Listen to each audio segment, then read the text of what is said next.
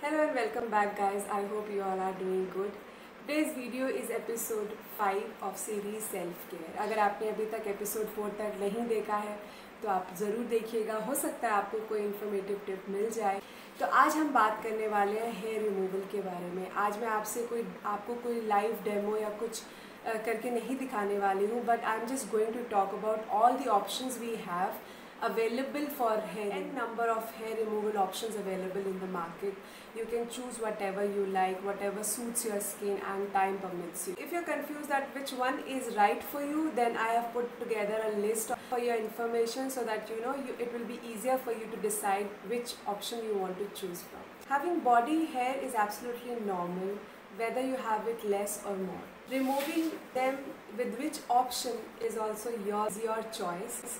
I'm going to give you a brief detail over all the options available in this video. Methods I am going to talk about applies to areas like underarm, legs, hands, stomach and back. There are few ways to do it. Number 1 is shaving. Number 2 is hair removal cream. 3 is waxing. Number 4 epilating. 5 laser treatment. Let's talk about the method in detail. Shaving. It's cheap, it's easy to do, especially great for thin hair. Con. Short-term results. Within couple of days, like maybe 1 or 2 days, you hair growth again. Hair जो remove होता है वो skin level पे remove होता है, तो वो बहुत जल्दी growth हो जाती है और फिर आपको बहुत जल्दी बाल दिखाई देने लग जाते हैं. Shaving also comes with some cuts and razor burn and ingrowth hair also.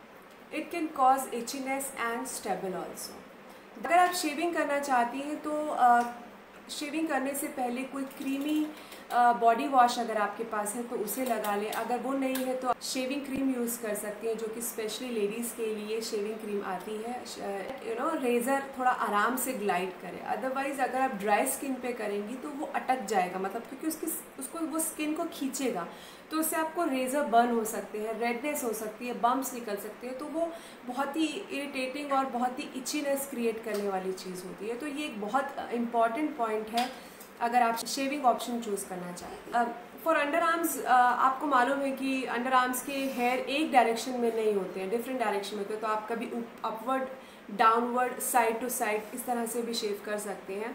और आफ्टर दैट जब आपकी शेविंग हो जाती है उसके बाद आप स्किन को सूद करने के लिए एलोवेरा जेल लगा सकती हैं. मैं क्या करती हूँ, मैं अपना एलोवेरा जेल मोस्टली फ्रिज में ही रखती हूँ. तो जब भी मुझे ज़रूरत होती है मैं वो थोड़ा सा लेती हूँ और स्किन पे जहाँ भी मुझे लगाना है मैं लगा लेती हूँ. उससे क्या होता है कि वो ठंडा है तो वो सूदिंग इफ़ेक्ट देता है और बहुत मज़ा आता है लगा के. गर्मियों में तो बहुत ही मज़ा आता है, तो आप वो ट्राई कर सकते हैं. और आप रोज़ वाटर भी अप्लाई कर सकते हैं स्किन पे. अगर थोड़ा बर्निंग सेंसेशन है, एलोवेरा जेल और रोज़ वाटर को आप मिला के स्प्रे कर लीजिए और आपका गुड टू गो हो जाएगा. कोई भी बर्निंग होगा तो वो ठीक हो जाएगा. तो चलिए अब बात करते हैं ऑप्शन 2 के बारे में, जो कि है वैक्सिंग. वैक्सिंग के फ़ायदे क्या हैं?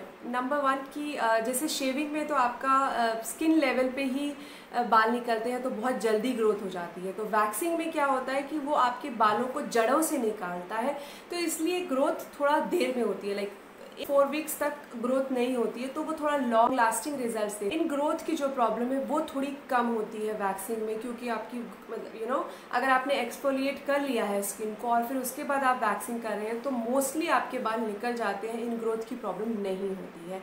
ये प्रॉब्लम मुझे भी है, इन ग्रोथ की प्रॉब्लम मुझे भी है. तो मैं इसीलिए सबसे पहले स्क्रबर से या किसी भी चीज़ से एक्सफोलिएट ज़रूर करती हूँ अपनी स्किन और फिर उसके बाद में वैक्सिंग करती हूँ, तो बहुत ही स्मूथ और अच्छे से निकल जाता है. और इसके नुकसान या कह सकते हैं कॉन्स क्या है कि एक बहुत पेनफुल प्रोसेस है. कुछ लोगों की स्किन बहुत सेंसिटिव है तो वो ये पेन नहीं बर्दाश्त कर सकते हैं. उनके लिए एक नेगेटिव पॉइंट है कि अगर आपके थिकर हेयर है तो आपको और ज़्यादा पेन होता है. तो अगर आपके शॉर्ट हेयर हैं और आपको लगता है कि नॉर्मल वैक्सिंग से नहीं निकलेगा तो रिका वैक्स अवेलेबल है अब, जो कि मैं यूज़ करती हूँ. मैं रिका वैक्स का रोल ऑन यूज़ करती हूँ, जैसा कि आप देख सकते हैं. तो आप वो नॉर्मली मतलब Rica wax is quite famous for short hair निकालने के लिए. तो आप उसको बस रोल ऑन की तरह ऐसे कुछ अप्लाई करें और स्ट्रिप लगाएं और ऑपोजिट डायरेक्शन में उतार दें, जस्ट नॉर्मल वैक्सिंग की तरह. बट नॉर्मल वैक्सिंग जैसे हनी वैक्सिंग होती है या जो भी नॉर्मल वैक्सिंग आप करवाते हैं उसमें क्या होता है कि जब थोड़ा सा वैक्स लगा रह जाता है या एक आधा बाल रह जाता है तो ब्यूटिशियन या हेल्पर जो आपकी है वो उसको 2-3 बार निकालती है वहीं से। रिका वैक्स में आप ऐसा नहीं कर सकते। स्किन इरिटेट कर सकती है, वहाँ से स्किन उतरने तक का प्रॉब्लम हो सकता है। मेरे साथ ये हो चुका है और वो अंडर आर्म में हुआ था। It was so painful, I can not tell you कि मैंने किसी कंपनी एट होम सर्विस को बुलाया था और मेरी अंडर आर्म वो कर रही थी, तो बाल एक बार में नहीं निकला क्योंकि मैंने उससे पहले शेविंग किया था। तो कभी कभी क्या होता है कि वो डायरेक्शन अलग होने की वजह से, क्योंकि आपने रेज़र को कभी ऊपर कभी नीचे कभी साइड से किया है, तो उसकी जो बालों की ग्रोथ है वो एक ही डायरेक्शन में नहीं आ रही है। तो जब आप वैक्सिंग करते हैं उसके बाद तो वो कभी कभी प्रॉब्लम करता है कि कभी इस डायरेक्शन में उतारना पड़ता है, कभी ऊपर से नीचे की तरफ, कभी नीचे से ऊपर की तरफ। तो वो वही कोशिश कर रही थी कि एक बार में नहीं निकला है, तो उसने दोबारा से वही स्ट्रिप लगाई और फिर से उतार दिया और मेरी स्किन ऑलमोस्ट बाहर आ गई उसके साथ ही, and it was so painful and it took me lot of time to heal. तो आप इसका ध्यान रखें, अगर एक बार में वो नहीं निकल रहा है उसे आप छोड़ दीजिए, स्किन को क्लीन कर लीजिए, आधे घंटे 1 घंटे बाद या नेक्स्ट डे आप ट्राई कीजिए और वो निकल जाएगा बहुत आराम से। बट उसी वक्त उसको उतारने की बार बार कोशिश मत करें। तो ये एक बहुत इंपॉर्टेंट चीज़ है, मेरे साथ हुआ है इसलिए मुझे बहुत डर लगने लगा है। तो मैं हर किसी को ये चीज़ बताती हूँ ताकि वो लोग इस चीज़ को फेस ना करें। एक और टिप है जो बहुत ज़रूरी है अगर आप वैक्सिंग ऑप्शन यूज़ करते हैं, तो स्किन पहले ड्राई हो, क्लीन हो। अगर आपके स्किन पे मॉइस्चराइज़र लगा है तो आप वैक्सिंग नहीं कर पाएंगे, बाल निकलेंगे ही नहीं, आपकी मेहनत ख़राब हो जाएगी। अगर आपको लगता है मॉइस्चर है मौसम में, क्योंकि गर्मी के टाइम पे या बारिश के टाइम पे बहुत स्किन ऑयली हो जाती है, तो उस वक्त पे आप पहले एक बार वॉश कर लें, क्योंकि एक्सफोलिएट तो कर ही रहे हैं। तो जब वॉश हो जाएगा तो उसके ऊपर जो भी ऑयल या मॉइस्चराइज़र था वो हट जाएगा और उसके बाद आप उसे वैक्सिंग करें। और अगर फिर भी आपको लग रहा है कि थोड़ा चिपचिपा है तो आप उसके ऊपर थोड़ा पाउडर डस्ट कर सकती हैं और फिर उसके बाद स्ट्रिप को रिमूव कर दीजिए। उसके बाद भी आपको रेडनेस और बम्प्स दिखाई देते हैं स्किन में, तो आप वही कर सकती हैं जैसे मैंने बताया कि मैं एलोवेरा जेल यूज़ करती हूँ, ठंडा ठंडा कूल कूल, बहुत ही सूदिंग होता है। तो आप भी वो ट्राई करके देखिए, बहुत अच्छा लगता है। अगर आपको रेडनेस या स्किन बम्प्स की प्रॉब्लम नहीं है तो आप नॉर्मल मॉइस्चराइज़र से मसाज कर सकती हैं। और इसके बाद हम बात करेंगे ऑप्शन 3 की, epilator. Epilator is almost like waxing, वो भी रूट से निकालता है। वैक्सिंग में आप एक बार स्ट्रिप लगाती हैं और फिर उतार देते हैं, एक बार में काफ़ी बाल निकल जाते हैं। बट एपिलेटिंग में आप धीरे धीरे उसको मूव कर रहे हैं तो एक एक करके बाल निकलता है, तो थोड़ा ज़्यादा पेनफुल लगता है। बट विद टाइम अगर आपको प्रैक्टिस हो जाती है, आदत हो जाती है आपकी स्किन को, तो आपको वो दर्द होना भी बंद हो जाता है। बट इससे बम्प्स ज़रूर होते हैं, रेडनेस ज़रूर होती है, मुझे तो अभी तक होती है, मैं इतने टाइम से यूज़ करती आई हूँ। तो रेडनेस और बम्प्स ज़रूर आते हैं, तो उसके लिए वही aloe vera gel is best remedy for all the problems you have. But इसका एक फ़ायदा ये है कि 1 टाइम इन्वेस्टमेंट है, आपको बार बार वैक्सिंग स्ट्रिप्स नहीं लेना पड़ेगा। अगर आप रोल ऑन यूज़ कर रहे हैं तो उसके लिए रिफिल्स नहीं यूज़ करने पड़ेंगे। अगर आप नॉर्मल वैक्सिंग भी करवाने जाती हैं तो उसमें भी आप बार बार पैसे पे कर। एपिलेटिंग एक 1 टाइम एक्सपेंस है, बट काफ़ी लंबे टाइम तक चलेगा और कोई प्रॉब्लम नहीं। मार्केट में वाटरप्रूफ एपिलेटर्स भी अवेलेबल हैं जिसे आप शावर में यूज़ कर सकते हैं। आप पहले थोड़ा सा शेविंग क्रीम लगाइए और सीधा एपिलेटर कर दीजिए। वायरलेस एपिलेटर आप बहुत आसानी से शावर में यूज़ कर सकते हैं। तो ऑप्शंस बहुत अवेलेबल है, आप मार्केट में रिसर्च करके देख सकते हैं। एक टिप है, अगर आप एपिलेटर यूज़ करना चाहते हैं तो अगर आपको कल किसी फंक्शन में जाना है तो आई वुड सजेस्ट एक दिन पहले आप एपिलेटर कर लीजिए, क्योंकि जैसे मैंने बताया कि वो रेडनेस और बम्प्स होते हैं उसकी वजह से, क्योंकि बाल निकल रहे हैं।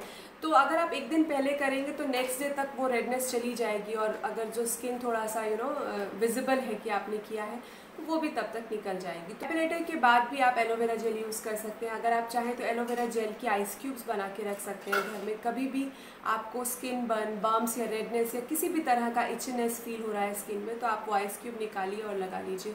नॉर्मली क्लीन अप कर रहे हैं, फेशियल कर रहे हैं, तो आप आइस को यूज़ कर सकते हैं। नॉर्मली भी आप स्किन, अगर आपके ओपन पोर्स हैं तो आप आइस क्यूब अगर लगाएंगे तो वो आपको काफ़ी हेल्प करता है। Number 4, hair removal cream.